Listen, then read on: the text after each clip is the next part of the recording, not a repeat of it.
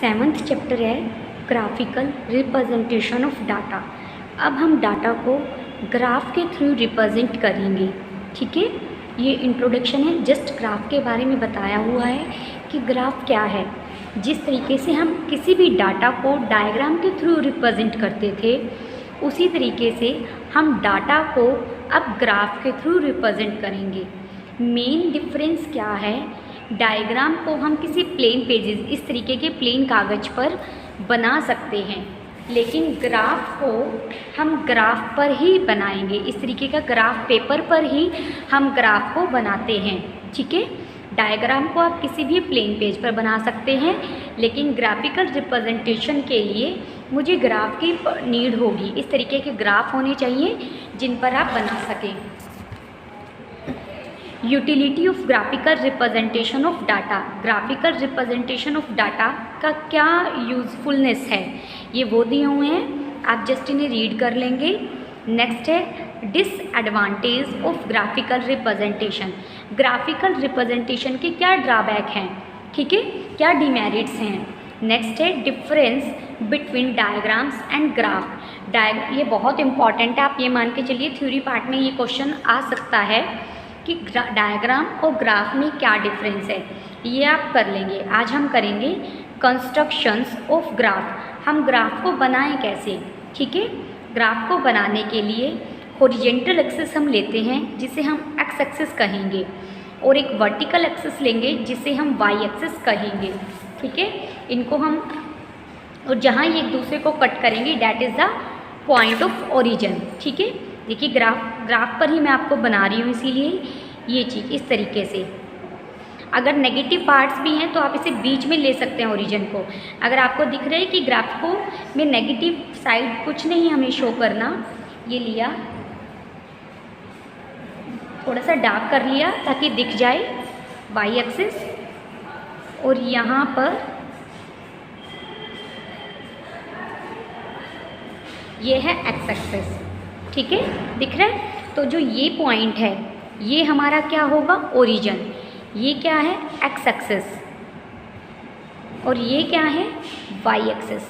ठीक है, construction of graph में पहले आपको एक्स एक्सिस और वाई एक्सिस ड्रॉ करनी आनी चाहिए। क्लियर, जहाँ पर ये दोनों इंटरसेक्ट कर रही हैं that is the O point of origin. Clear, इसमें यही लिखा हुआ है, यही बताया गया है। नेक्स्ट पेज पर है रूल फॉर कंस्ट्रक्टिंग ग्राफ। ठीक है, the following general rules and directions should be observed while constructing graph. ठीक है, फर्स्ट है there should be proper heading for every graph, कि किसी भी ग्राफ को बनाने के लिए आप एक्स एक्सिस पर क्या चीज़ ले रहे हैं, वाई एक्सिस पर क्या चीज़ ले रहे हैं, ये आपको क्लियरली रिप्रेजेंट करनी पड़ेगी। जैसे ये ग्राफ बनाया है, एक्स एक्सिस पर हम ईयर्स ले रहे हैं, वाई एक्सिस पर हम प्रोडक्शन ले रहे हैं, तो आप प्रॉपर हेडिंग डालेंगे। अगर आप हेडिंग नहीं डालते हैं तो वो ग्राफ यूजलेस हो जाता है। The next important point is the choice of scale. ये बहुत इम्पॉर्टेंट है कि आप क्या स्केल ले रहे हैं ग्राफ के लिए, किस स्केल का यूज़ कर रहे हैं। आपके गिवन डाटा के कॉरस्पॉन्डिंग आप स्केल लेंगे, कोशिश करेंगे वो इक्वल डिस्ट्रीब्यूट हो। The scale should be such that it can be accommodate the whole data, और पूरे डाटा को रिप्रेजेंट करें।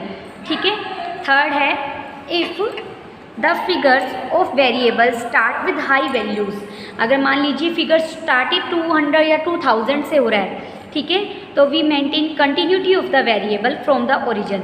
तो ओरिजिन से हमें कंटिन्यूटी, जैसे यहाँ देखिए ये डाटा सीधा 1000 से स्टार्ट हो रहा है, तो हमें इस तरीके का बीच में लिख देते हैं फॉल्स बेस लाइन, कि हम फॉल्स बेस लाइन यूज़ कर रहे हैं। इससे पीछे वाला डाटा हमने नहीं लिया है, और आगे 1000 के बाद में हम 100 का गैप ले रहे हैं।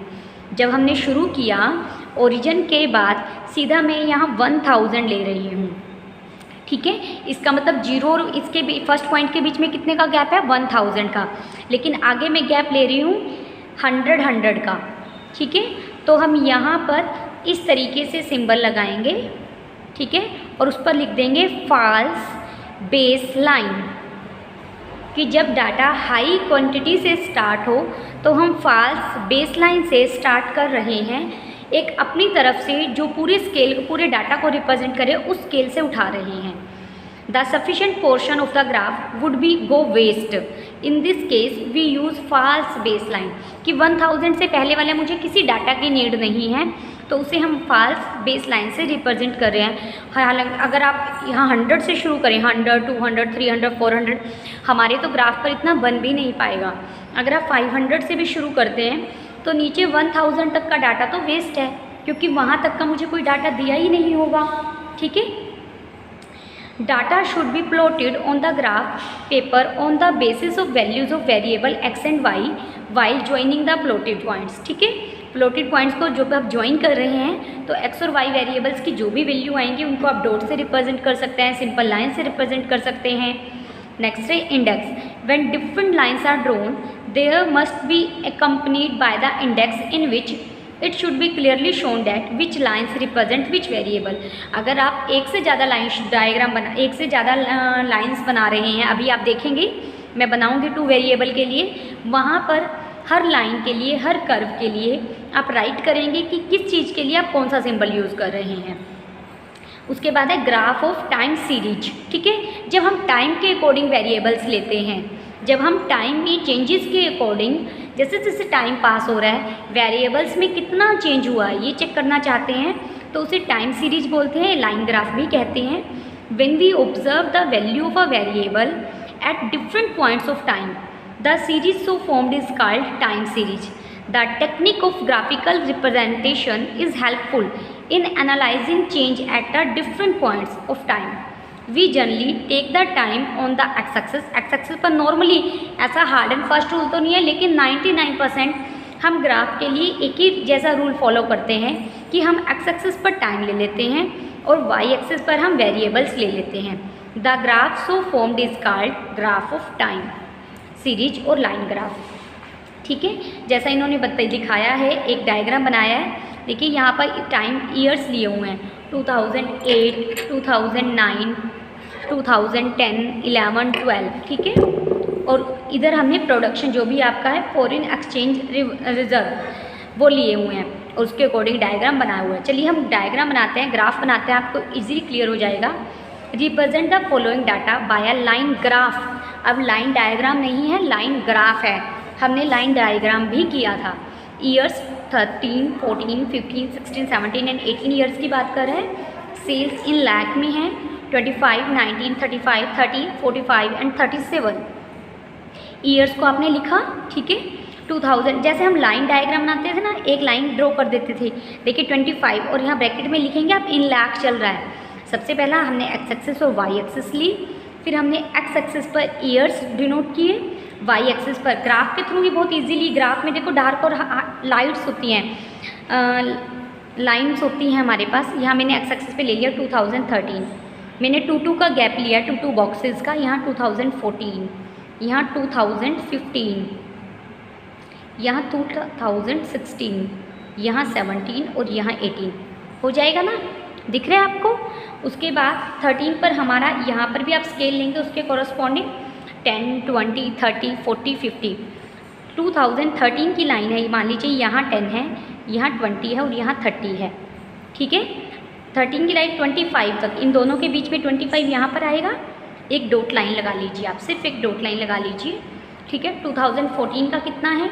2014 का 19 है, यानी ये 20 है। 20 से जस्ट नीचे छोटी लाइनें भी होती हैं, वहाँ से आपको क्लियर हो जाएगा। जब आप ग्राफ उठाएंगे इन दोनों को मिला दीजिए। ठीक है। इस तरीके से आपका ग्राफ बन जाएगा। नेक्स्ट है represent the following data by a line graph. Same है 2013, 14 to 18 हमने ग्राफ बनाया। फॉल्स बेस लाइन का यूज़ किया है क्योंकि 300 से पहले तो हमें कोई पॉइंट चाहिए ही नहीं है, तो प्रॉफिट हमने 300 से शुरू किया और 10, 10, 10 का गैप रखा। ये 2013 में 310 है तो 310 पर लगाया। ठीक है। 2014 में ये 360 है, 360 पर लगाया। ठीक है। 2015 में ये 330 है, 330 पर लगाया और उनको फ्री हैंड से मिला दिया। स्केल से मिलाने की नीड नहीं है, आपसे डायरेक्ट फ्री हैंड से भी मिला सकते हैं। नेक्स्ट है ग्राफ ऑफ 2 और मोर वेरिएबल्स। इफ़ द अगर हमारे पास एक से ज़्यादा क्वांटिटी दी हो, दो वेरिएबल्स की बात की हो सेम ईयर में, जैसे अगर मैं यहाँ देखूँ एग्जाम्पल में तो 2011 इस ईयर में फर्म ए और फर्म बी दोनों का प्रोडक्शन बताया गया है।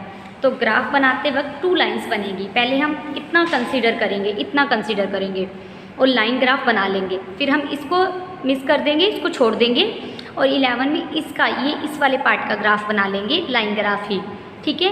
लेकिन इनको शो करने का तरीका, दिखाने का तरीका अलग अलग रखेंगे।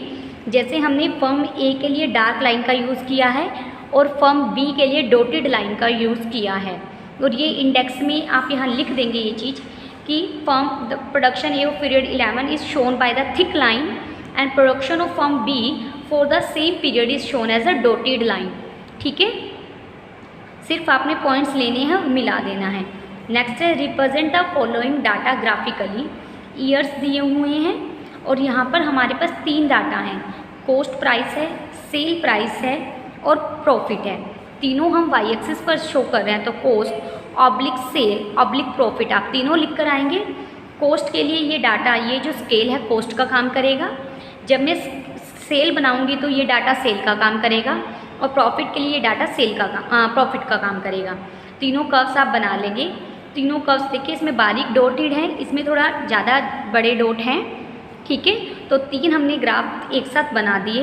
ये हमारा मल्टीपल वेरिएबल्स कह लीजिए, ये आपकी बुक में बोले ग्राफ्स ऑफ 2 और मोर वेरिएबल्स के लिए ग्राफ है, ठीक है। नेक्स्ट है graphs of double scale. Graph of double scale, जब हमें डबल स्केल पर बनाना हो, अब मुझे इसी क्वांटिटी की बात करनी है लेकिन ईयर और प्राइस के कोरस्पॉन्डिंग, ठीक है। तो इधर हमने ईयर्स लिखे, इस तरफ प्राइस लिखे, क्वांटिटी लिखी और इधर प्राइस लिखा, ठीक है। पहले हमने क्वांटिटिव कर्व बनाई, फिर हमने प्राइस कर्व बनाई सेम ईयर में, सेम किसी भी कमोडिटी की, क्लियर। तो इसे हम डबल स्केल कहेंगे जब मैं एक्स एक्सिस वाई एक्सिस को इधर भी और इस साइड भी दोनों जगह स्केल यूज़ कर रही हूँ। ये वाला स्केल क्वांटिटी को रिप्रेजेंट करता है, पीछे वाले में एक ही तरफ हमने स्केल लिए थे जो एक ही हर एक को रिप्रेजेंट कर रहे थे, ठीक है। यहाँ पर हमारा जो स्केल है वो इधर क्वांटिटी को रिप्रेजेंट कर रहा है, इधर प्राइस को रिप्रेजेंट कर रहा है, तो इसे हम डबल स्केल पर कहेंगे।